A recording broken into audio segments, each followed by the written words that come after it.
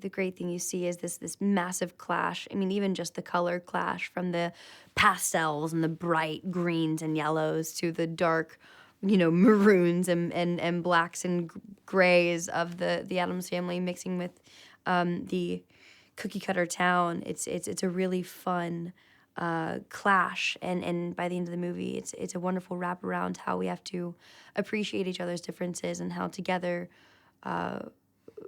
all the different shades create a much more vibrant life than just one or the other. She's a teenager and she wants to make her mom mad a little bit and push the boundaries and find her own sense of freedom. And for her, I think she feels really confined inside the house and she really wants to get out there. I mean, I think one of the first things we see about her is that she goes up to the gate and she hears something beyond the gate and she wants to know what that is.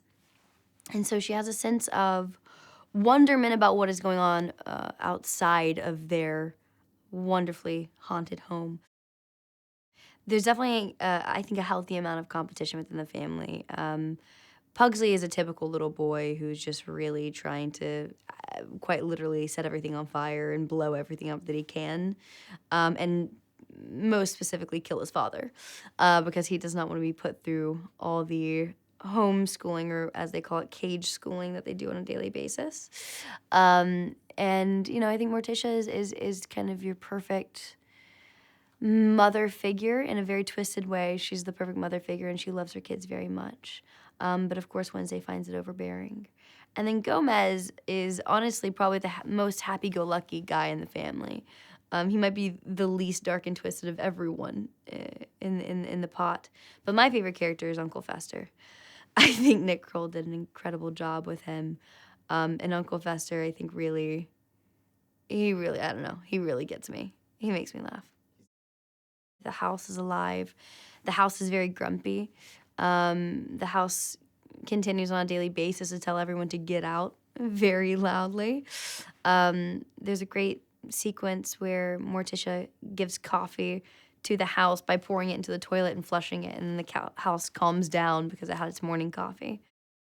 I think it's pitch perfect casting. I mean, you have everyone from Oscar Isaac to Charlize Theron to Nick Kroll to Bette Midler to Allison Janney to Finn Wolfhard.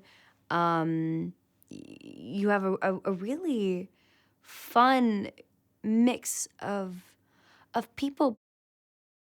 The story, I think, felt so perfect for the world that we're living in currently and how we are ostracizing people for our differences. And this story really talks about accepting everyone for their differences and all of us being able to live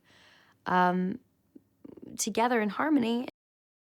So I think people will really enjoy, I think kids will really enjoy their first taste of the Addams Family in this movie because it is unlike any other story. There's nothing else you're going to see like it.